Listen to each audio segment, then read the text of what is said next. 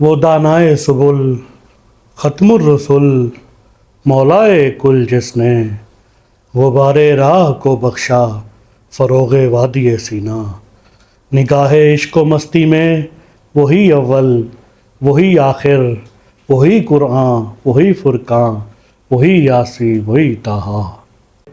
ناظرین، یکم ربیع الاول سے شروع ہونے والے سلسلے اور پروگرام مصطفیٰ یا مصطفیٰ آپ دیکھتے چلے آ رہے ہیں ہمارے ساتھ.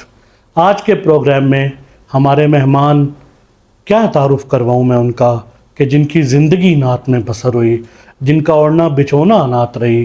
انہوں نے اپنی زندگی کے شب و روز اس فن میں گزارے اور اس فن نے پھر ان کو معتبر بنایا.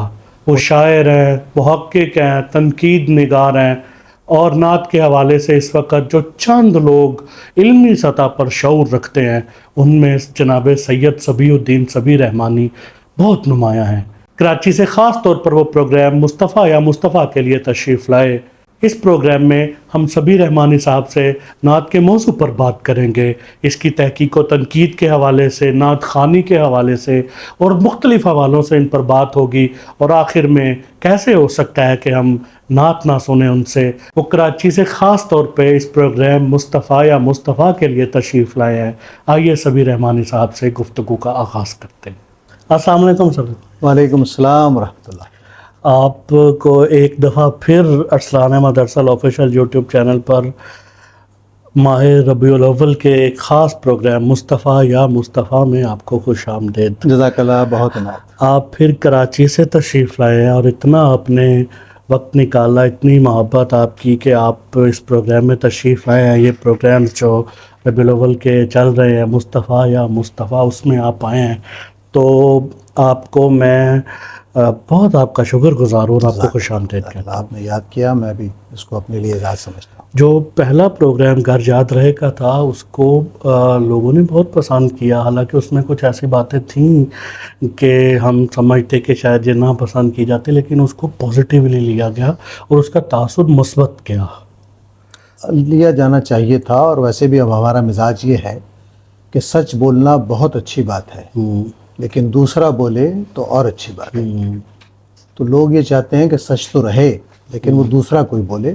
ظاہر ہے آپ نے کچھ باتیں مجھ سے کروائیں، یقیناً ان کو اچھی لگی ہوں گی. اچھی لگی تو وہ دعا دیں، اور اللہ ہم سب کے لیے دعا کریں کہ اللہ ہم سب کو ان پہ کاربند کرے.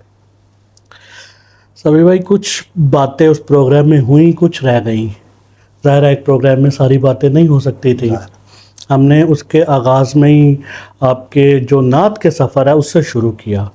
اب آپ اس سے اس پروگرام میں نعت سے جو پہلے کی زندگی ہے آپ کی، کالج کی زندگی، اسکول کی زندگی، گھر کی زندگی، اس کے بارے میں تھوڑا بتائیں کہ آپ کا مزاج کیا تھا اور وہ آپ نے کیسے گزاری. دیکھیے، نعت سے پہلے کی میری زندگی جو ہے وہ 2 سال ہے. میری پیدائش سے 2 سال. تیسرے چوتھے سال میں اسکول میں آ گیا، اور اسکول سے نعت میری زندگی سے جڑ گئی.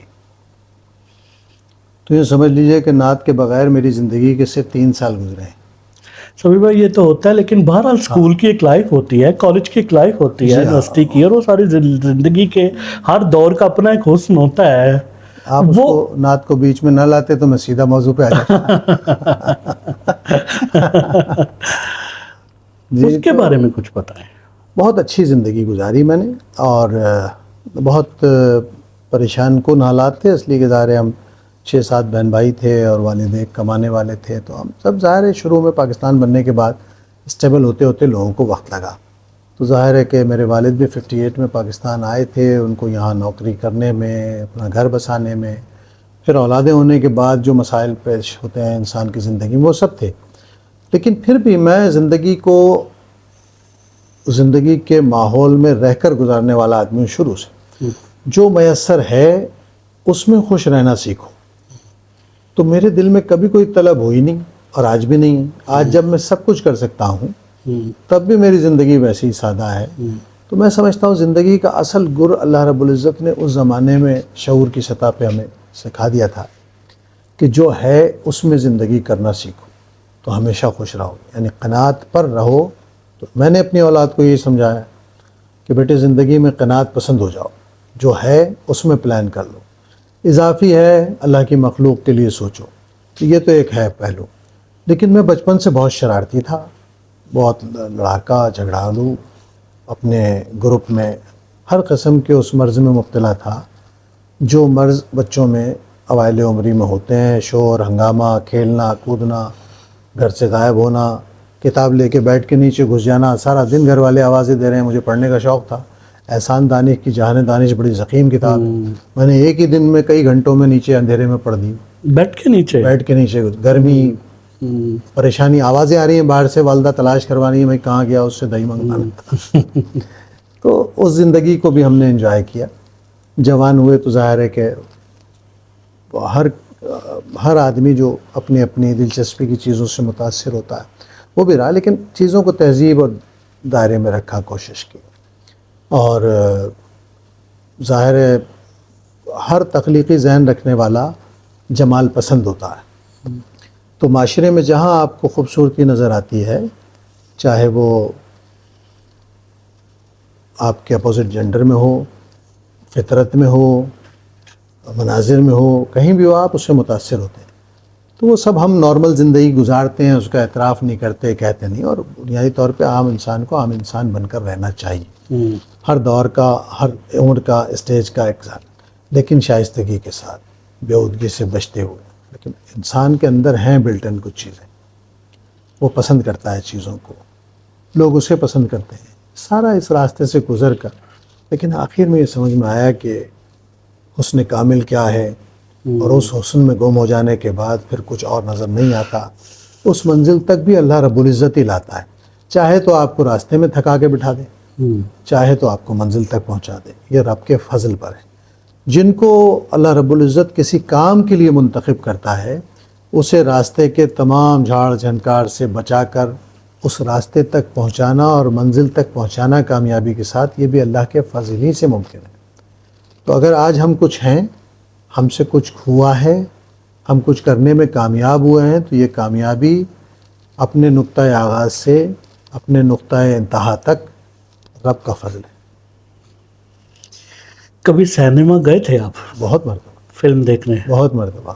اچھا، یہ وہ زمانہ ہے جب کراچی کے سینماؤں میں ٹکٹ لینا بہت دشوار ہوتا تھا، یا تو بلیک میں لیجئے، یا وہاں بلوچ نگراں ہوتے تھے جو لائن سے ادھر ادھر ہونے والے کو مارتے تھے۔ تو میں نے کبھی زندگی میں ٹکٹ نہیں خریدا، کیونکہ میں لائن میں کھڑے ہونے کا عادی نہیں ہوں۔ تو میرا ایک کزن تھا، میرا پھوپھیزاد بھائی، وہ بیچارہ لائن میں کھڑا ہو کے ٹکٹ حاصل کرتا تھا، اور ہم اکثر جب بڑے ہوئے 13-14 سال کے تو کوشش کرتے تھے کہ پاکستانی جو بھی فلم لگے اس کو جا کے دیکھیں، لیکن وسائل کم تھے تو 10 میں سے کوئی 1-2 جا کے دیکھ لیتے تھے۔ پسندیدہ اداکار کون تھا؟ اب پاکستان میں فلم انڈسٹری اس زوال کا شکار ہوئی ہے کہ اب اگر آپ آج مجھ سے پوچھیں نا کہ کون سا اداکار ہے تو مجھے نہیں پتا، کیونکہ اداکار کوئی بچا ہی نہیں بیچارہ، انڈسٹری ختم ہو گئی۔ ٹی وی نے کچھ حد تک زندہ رکھا، اب وہ ٹی وی پر اتنے چہرے بڑھ گئے ہیں کہ اب کثرت کی وجہ سے یاد رکھنا ممکن نہیں۔ لیکن جس زمانے میں ہم سینما دیکھ رہے تھے اس زمانے میں وحید مراد تھا، محمد علی تھا، ندیم تھا، اور میرا خیال ہے ان سب میں ندیم میرے لیے زیادہ کشش کا باعث تھا، کیونکہ اس کے یہاں کچھ شائستگی زیادہ تھی، اور میں مزاج لہجے کی تلفظ کے مزاج میں بے چینی مجھے اسکرین پہ بھی پسند نہیں۔ تھوڑی باتیں ہم اس لیے تھوڑا مختلف کر رہے ہیں کہ چونکہ ویسے تو یہ ربیع الاول شریف کی فضا ہے، بہت پر نور ہے، تو اس میں ذرا تھوڑا سا اجازت ہے شاید کہ کر لینی چاہیے۔ جتنی اجازت اسلام نے دی ہے اتنی تو ضرور ہونی چاہیے۔ اچھا، اب ہم اپنے اصل موضوع کی طرف آتے ہیں۔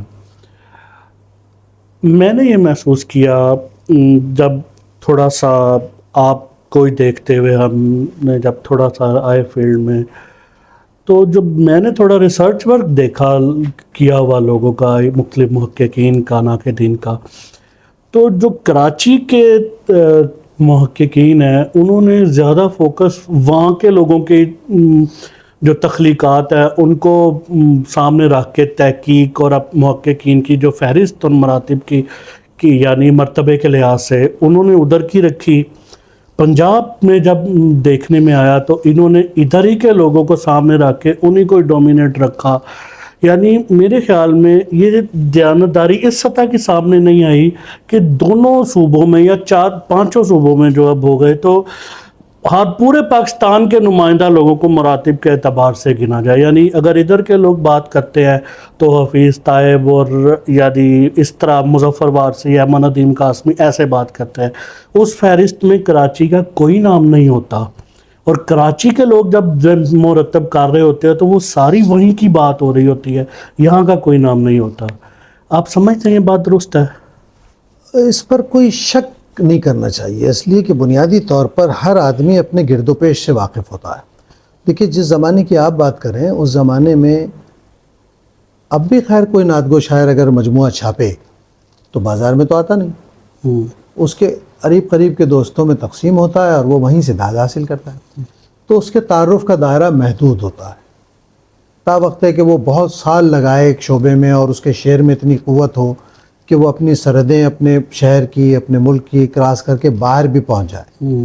پھر آہستہ آہستہ یہ مسئلہ, تو جو جس طبقے سے زیادہ واقف ہوتا ہے وہ اس اپنے دائرۂ معلومات میں لوگوں پر کام کرتا ہے یا لکھتا ہے یا اظہار کرتا ہے. لیکن جب آسودگیاں ہوئیں, چیزیں تبادلہ ہوئیں, لوگوں تک طائب صاحب کا کلام پہنچا, وہاں سے یہاں حنیف اسدی کا, تابش دہلوی کا, اعجاز رحمانی کا نام پہنچا, تو لوگوں نے ذکر کیا. اس میں کوئی بدنیتی نہیں ہے, بس اس میں یہ ہے کہ اب ایک آدمی آپ کے دائرۂ معلومات میں ہے ہی نہیں, تو آپ کیسے, آپ نے اسے پڑھا ہی نہیں ہے, آپ نے اسے سنا ہی نہیں ہے. مطلب اب کراچی کے کتنے شعراء سے آپ واقف ہیں؟ آپ اگر میں 10 نام آپ سے پوچھوں تو شاید آپ مشکل سے بتا سکیں. جو لوگ اپنے شعر کی قوت کی بنیاد پر یہاں پہنچ گئے, محشر بدایونی, شبنم رومانی, تابش دہلوی اور اعجاز رحمانی, جان ایلیا, عزم بیضات, پیرزادہ قاسم, جو لوگ شعر آ کے یہاں مشاعروں میں پڑھتے رہے وہ پہنچے. یہی میں بات کرنے لگا تھا کہ جن کو جو مشاعروں میں ہٹ ہو گئے ان کی بات ہو گئی. جیسے ابھی میں ایک فہرست دیکھ رہا تھا کچھ پہلے کی, تو اس میں نعت گو شعراء کی فہرست میں عبدالعزیز خالد صاحب کا نام نہیں ہے, حافظ لدھیانوی صاحب کا تو ملتا ہی نہیں ہے. بڑے بڑے لوگوں نے تذکرہ کیا ہے, حافظ لدھیانوی نام ہی نہیں لکھا ہوا کہ نعت گو شعراء میں. تو میں یہ بدنیتی کی بات نہیں کرتا, میں تحقیق کی کمزوری کی بات کر رہا ہوں کہ یہ کمزور اگر یہ غلطی کوئی محقق کر رہا ہے تو پھر تو وہ اس سے پوچھا جانا چاہیے. وجہ جب آپ کسی موضوع کو تحقیق کے لیے منتخب کرتے ہیں یا تذکرہ آپ کر رہے ہیں اور اس پہ لکھا ہے پاکستان کے نعت گو شعراء اور اس میں غالب حصہ جو ہے صرف لاہور کے نعت گو شعراء کا ہو, تو اس کا مطلب ہے کہ آپ اپنا کام صحیح نہیں کر سکے. اب یہ میری ذمہ داری ہے کہ جب میں اس موضوع پر کام کروں تو میں دیکھوں کہ کس خطے میں, صرف لاہور اور کراچی تو نہیں ہے پاکستان میں پہلے کہ سارے پورے پاکستان میں بہت سارے ایسے شعراء ہیں. مجھے تو نعت رنگ نکالنے کے بعد اندازہ ہوا کہ ہمارے قدیم لوگوں میں میری جو کتاب آئی پاکستان میں کہ پاکستانی زبانوں میں نعت کا ارتقاء, میں حیران ہو گیا کہ کئی ہزار برس کی تاریخ ہے بعض خطوں کی, اور وہ وہاں پرانے لوگ جو ہے وہ اپنے عقائد کا, اپنے ایمان کا, اپنے عشق نبی کریم صلی اللہ علیہ وسلم کا ذکر اپنی اپنی زبانوں میں کرتے رہے. لیکن مشکل یہ ہے کہ ہمارے ہاں اس چیز کو پنپنے ہی نہیں دیا گیا کہ ہم ان چیزوں پر غور کریں. ہمیں باہر سے لائی ہوئی چیزیں, باہر سے لائے ہوئے نصاب, باہر سے لائے ہوئے تنقیدی میلانات, ان میں الجھا دیا گیا. ہم اپنے لوگوں کو تو آج تک توجہ نہیں دے سکے. مطلب کوئٹہ میں, بلوچستان میں جو اردو پر کام ہوا وہ کم ہے, یا علاقائی زبانوں میں کوئی کام ہوا کم. اسی طرح انٹیریئر سندھ میں, اسی طرح سرحد میں نہیں ملا لوگوں کو لوگوں کا حق. تو جب کوئی آدمی تنقید یا تحقیق پر کتاب لکھے, یہ اس کی بنیادی ذمہ داری ہے کہ وہ ہر خطے کی طرف سے دیکھے. میں آپ کو نعت رنگ کی وجہ بتا رہا ہوں کہ نعت رنگ ہندوستان اور پاکستان کے درمیان پل ہو گیا. جب میں پہلی مرتبہ انڈیا گیا تو لوگ مظفر وارثی کا نام جانتے تھے, حفیظ طیب کو نہیں جانتے تھے. نہیں بالکل ٹھیک, کیونکہ مظفر وارثی ہندوستان گئے تھے, مشاعروں میں پڑھا تھا, اور وہاں ترنم سے مشاعرے میں پڑھنے والا معروف ہو جاتا. طیب صاحب کبھی گئے نہیں, تو طیب صاحب کا یہاں تو نام بہت عام تھا.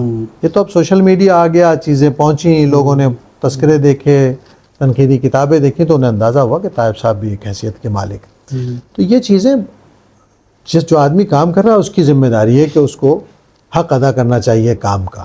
ورنہ جس طرح آپ نے بات کی ہے بس یہی بات ہوتی ہے. ہم خود, ہمارے سامنے بہت سارے مقالے ایسے آتے ہیں جو حق ادا نہیں کرتے. وہ لوگ کاغذ کا پیٹ بھر کے جلدی سے سندی ڈگری لینا چاہتے ہیں, ڈگری حاصل ہو جائے, کسی طرح کتاب چھپ جائے.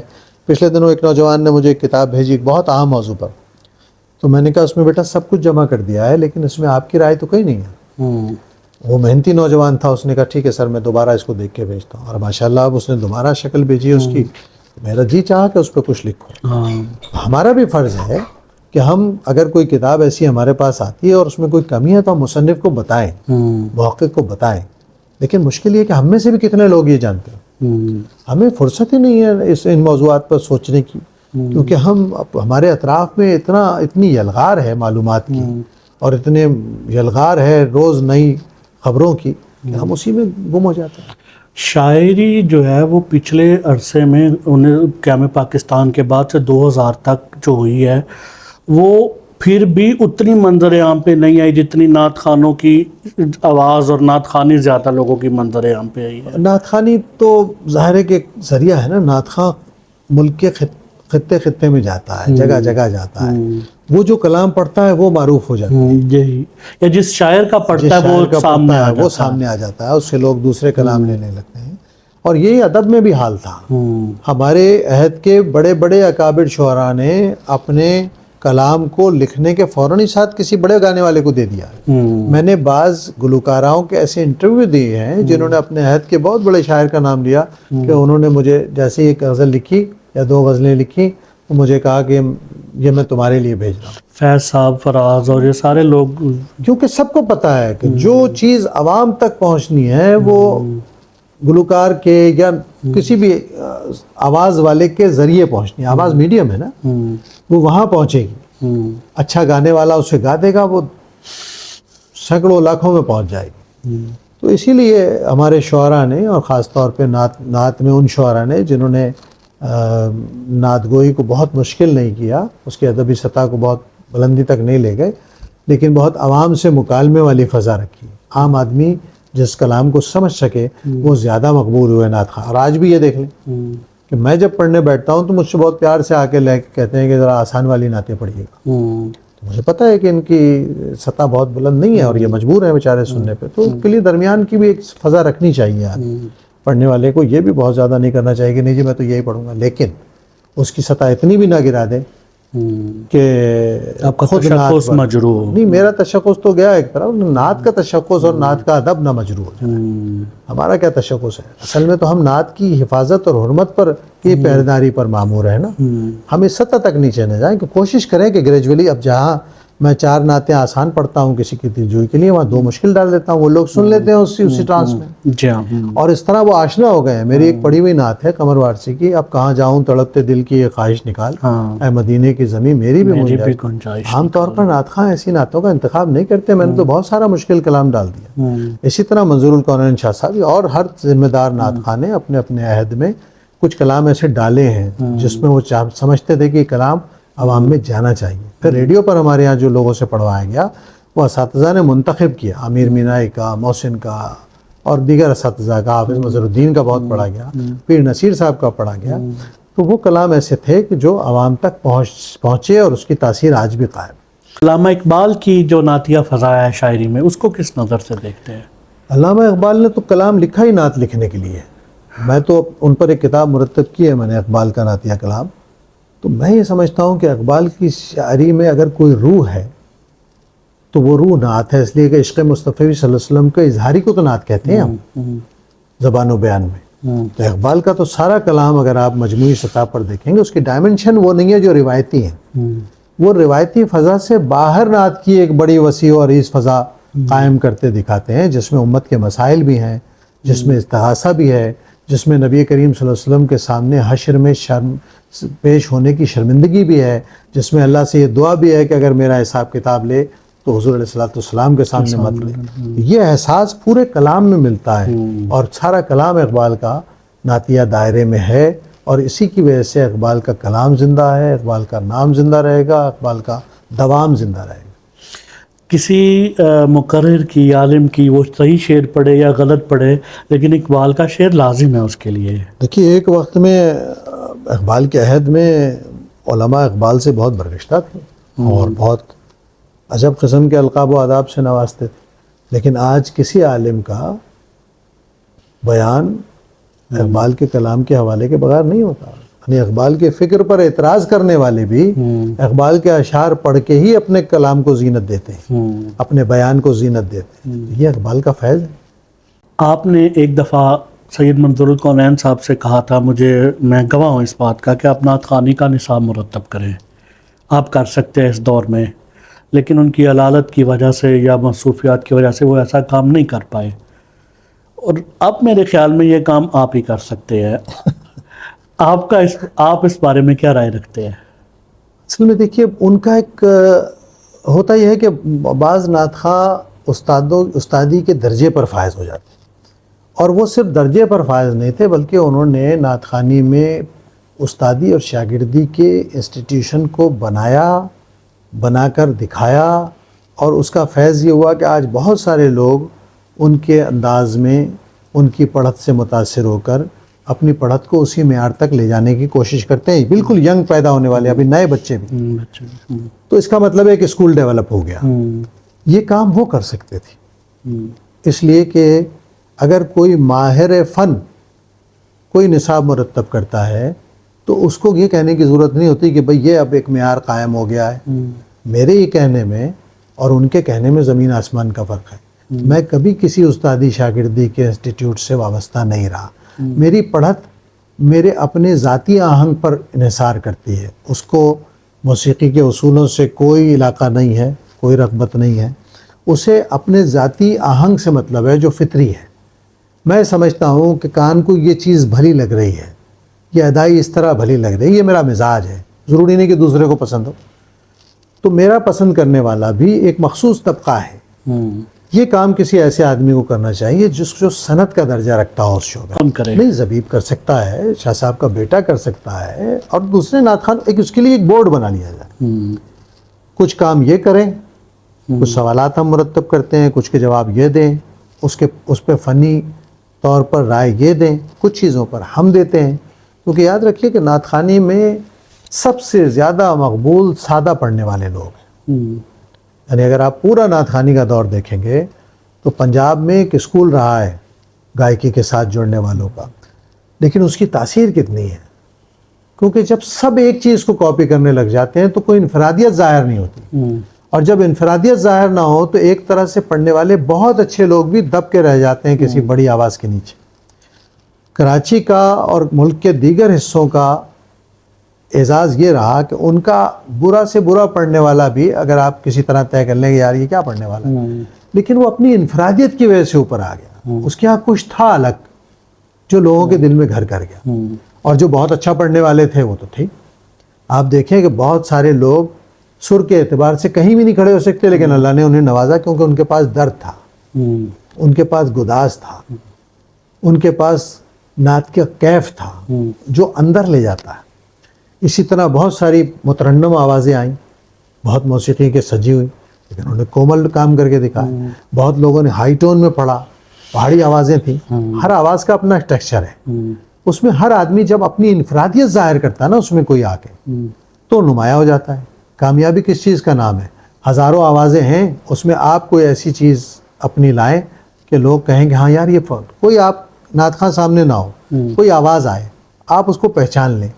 یہ معیار ہے. جیسے ہم شاعری میں اسلوب کی بات کرتے ہیں، کون سا آدمی جو ہے وہ اس کا اسلوب کیا ہے.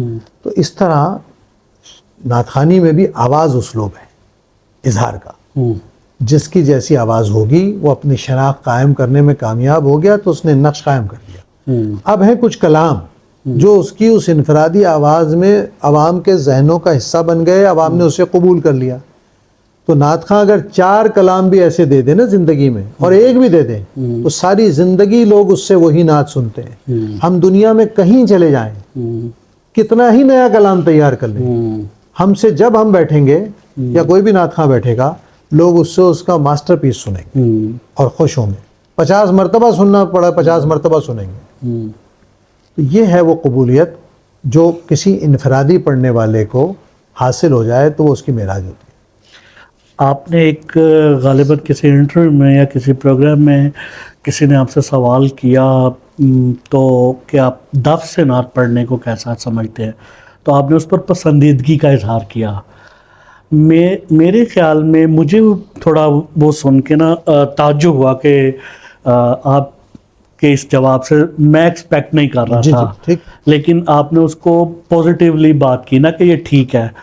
تو اس بارے میں آپ نے کیوں میں کیونکہ آپ کا مزاج تھوڑا سا سمجھتا ہوں، لیکن آپ نے مجھے لگا کہ اس کے برعکس بات کی دیکھیے وہ ہے. صرف دف کی بات نہیں تھی، وہ موسیقی کے استعمال کی بات تھی. بنیادی بات سمجھ لیجئے کہ اسلام کے حلال و حرام کا جو نظام ہے، اور اسلام نے جو حلال کیا ہے وہ حلال ہے، جو حرام کیا ہے جو حرام.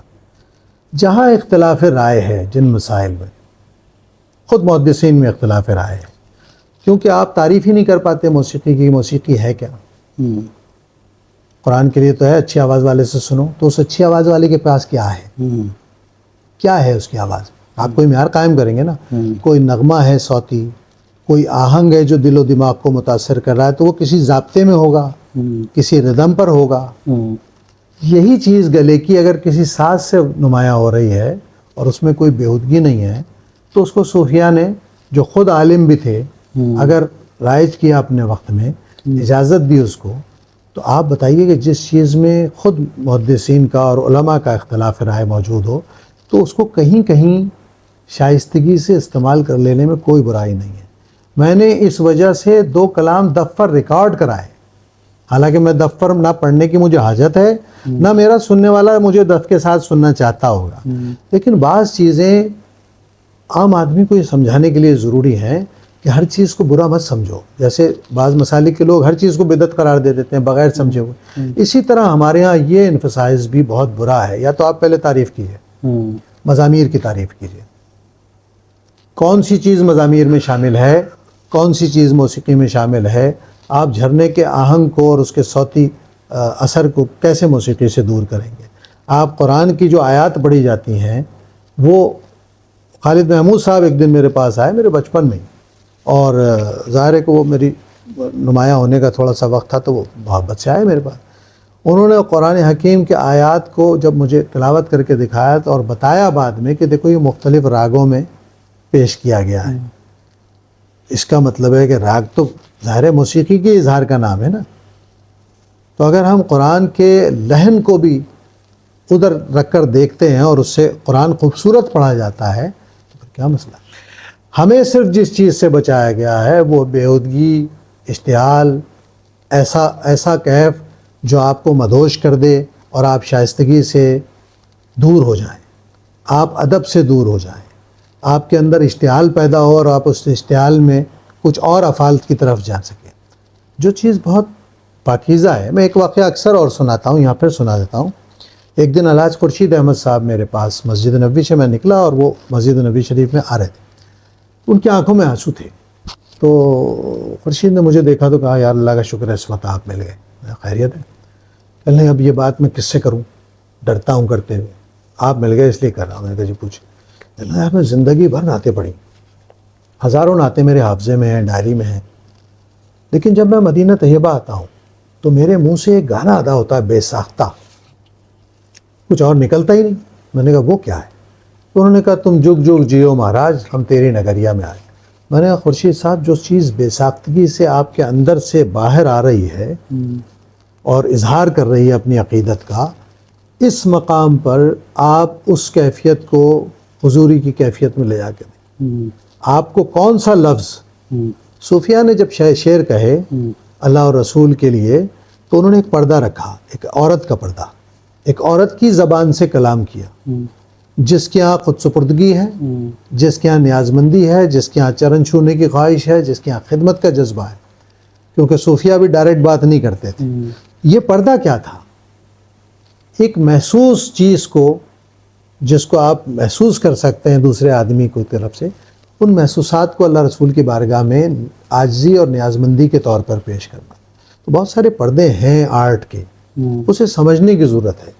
ہر چیز کو، ہر موسیقی کو آپ اس دائرے میں رکھ کر نہیں دیکھ سکتے، ورنہ رسول اللہ صلی اللہ علیہ وسلم اجازت نہ دیتے شادیوں میں دف بجانے کی.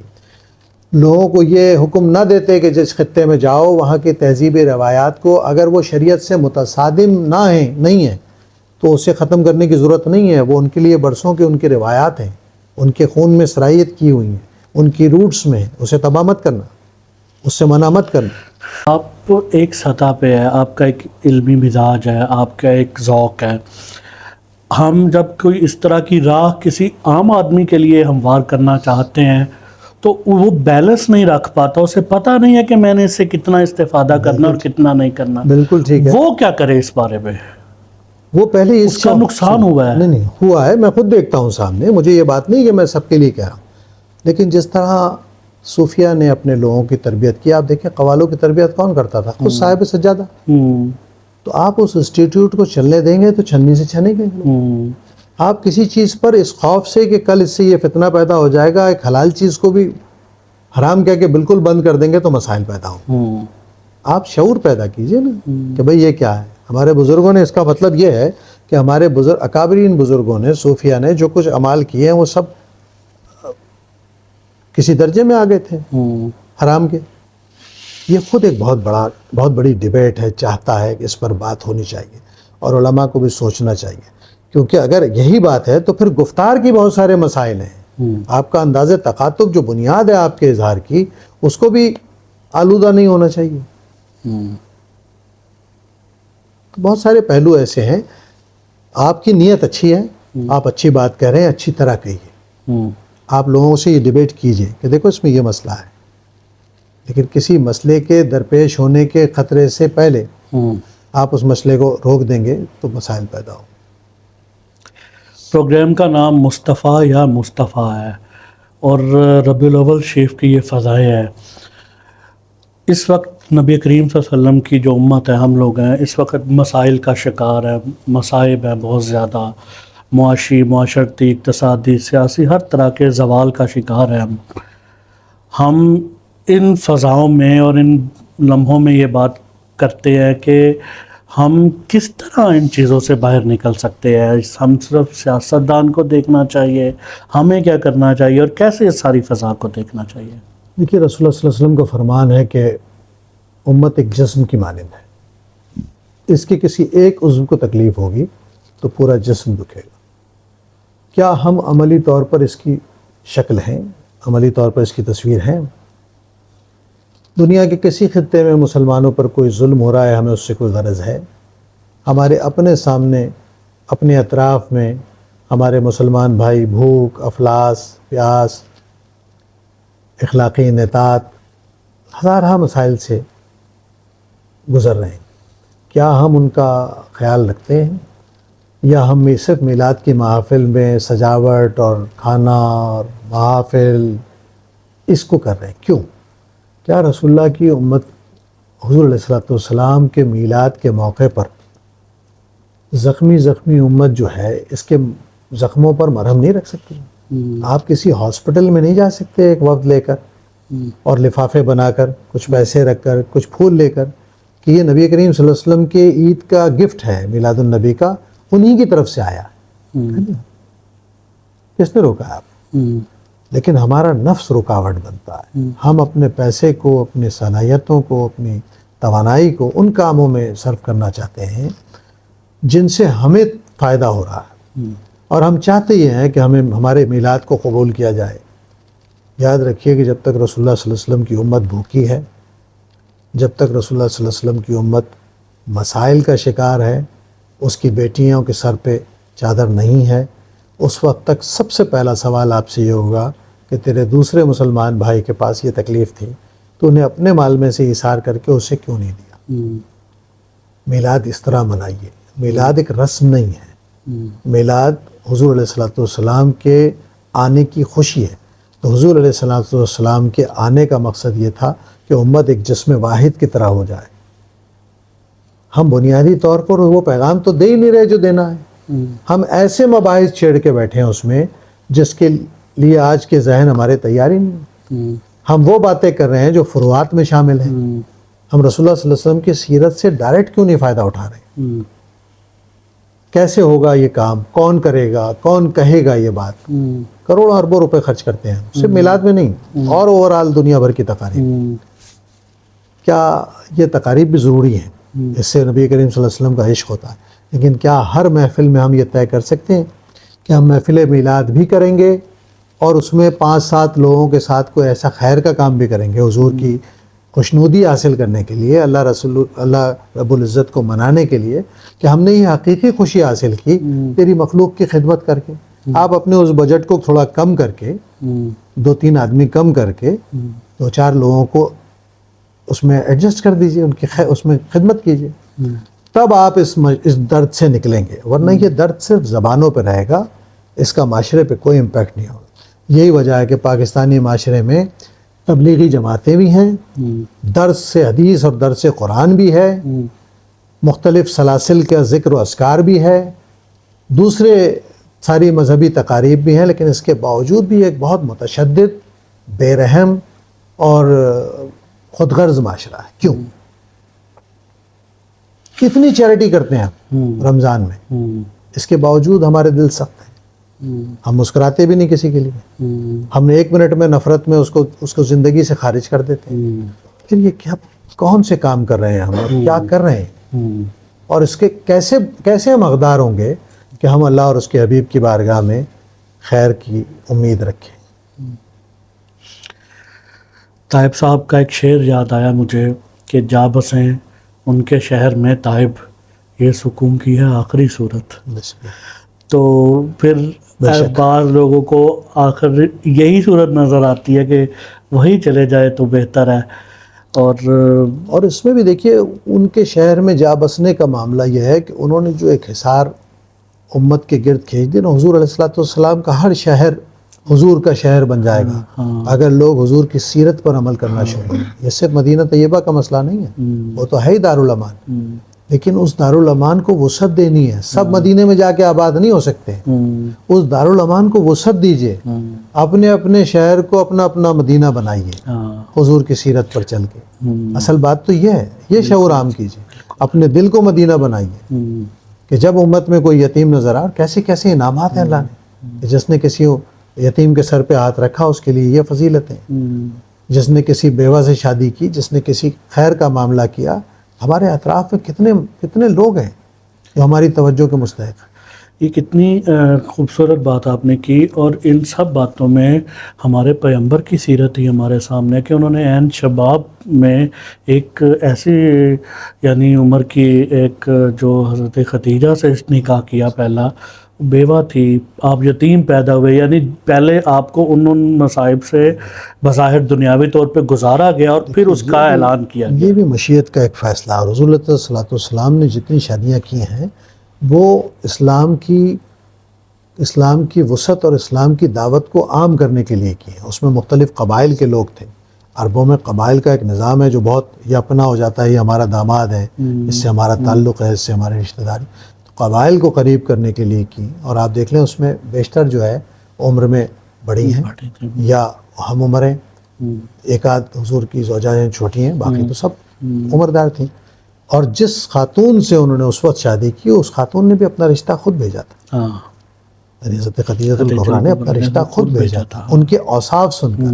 اور پھر اللہ رب العزت کا انتظام تھا کہ ان کا مال و اسباب، ان کی حمایت اور نبی کریم صلی اللہ علیہ وسلم کے لیے کار رسالت کو پھیلانے میں اور کار رسالت میں سہولتوں کے لیے کس قدر کارآمد ہوئی. جی بالکل. تو یہ ایک بہت بڑا فیض تھا، اور وہ محسنہ اسلام ہے. محسنہ اسلام کے ساتھ ہم ان کے بہت سارے درجات اللہ نے انہیں عطا فرمائے. حضور علیہ الصلوۃ والسلام ان کے بعد بھی ان کی سہیلیوں سے اکرام فرماتے تھے، تو ان کا درجہ اتنا زیادہ، اور بڑے ملال کا اظہار کیا حضور نے ان کی جدائی. تو ہم بنیادی طور پر حضور کی سیرت اپنانے کے ساتھ پھر یہ ساری باتیں کرنے کے اہل قرار پاتے ہیں.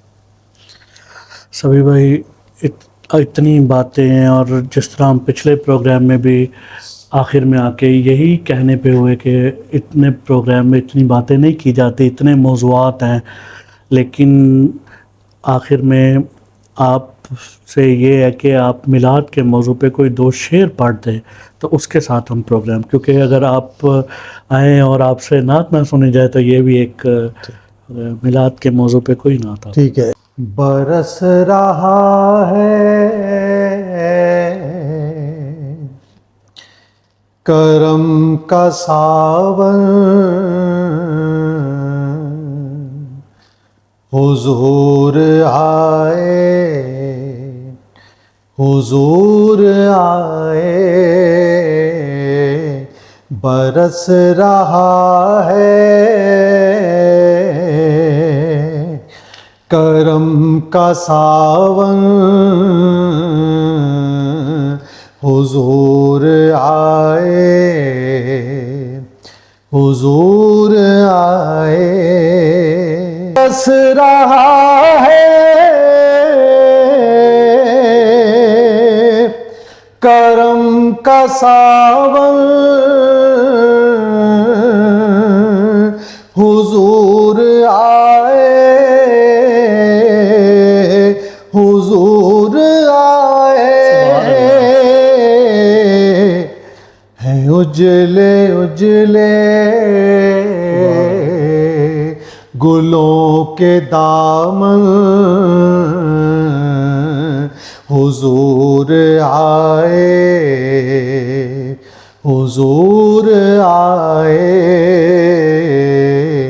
ہیں اجلے اجلے گلوں کے دامن، حضور آئے، حضور آئے، ہے روح پرور سبھی نظارے، جہاں میں آئے نبی ہمارے، ہے روح پرور سبھی نظارے، جہاں میں آئے نبی ہمارے، بھرا ہے خوشبو سے آنگن آنگن، حضور آئے، حضور آئے، ہیں اجلے اجلے گلوں کے دامن، حضور آئے، حضور آئے، تھا ذکر جس کا صدی صدی میں، وہ نور پھیلا گلی گلی میں، تھا ذکر جس کا صدی صدی میں، وہ نور پھیلا گلی گلی میں، چمک اٹھے ہیں دلوں کے درپن، حضور آئے، حضور آئے، برس رہا ہے کرم کا ساون، حضور آئے، حضور آئے۔ سبحان اللہ، سبحان اللہ۔ ماہ ربیع الاول شریف ہے، ماہ ربیع النور، اور آپ کے اس کلام نے نور پھیلا دیا۔ آپ کا بہت شکریہ، آپ تشریف لائے، آپ سے اتنی خوبصورت باتیں ہوئیں، اور سیرت کا جو پیغام ہے اس کا ایک آپ نے خوبصورت اظہار یہاں پہ دیا، اور پھر آخر میں نعت نے خاص ماحول بنا دیا۔ تو آپ کو ہم دوبارہ بھی کبھی انشاءاللہ، ابھی 2 پروگرام ہو گئے آپ چینل سے، آپ سے میرا رشتہ دائمی ہے انشاءاللہ، جب تک ہم میں سے دونوں میں سے کوئی بھی زندہ ہے اس رشتے کو نبھاتا رہے گا، اور یہ خیر کا کام ہے، زمانے میں بات پہنچانا اور بات کو پھیلانا اس میڈیم پر بہت آسان بھی ہے اور ضروری بھی ہے، تو یہ ہماری ضرورت ہے، ہمارا فرض ہے کہ ہم جو سوچتے ہیں وہ بتائیں، تاکہ ہمارے بعد میں آنے والا، ہو سکتا ہے اللہ کسی کے دل میں ہماری بات ڈال دے اور وہ بھی اخلاص کے اس راستے پر آ جائے۔ بہت شکریہ سبھی بھائی۔ جی ناظرین، کل انشاءاللہ ایک نئے مہمان کے ساتھ مصطفیٰ یا مصطفیٰ میں آپ سے دوبارہ ملاقات ہوگی۔ اس کے ساتھ ہی مجھے اجازت دیجیے، اللہ حافظ۔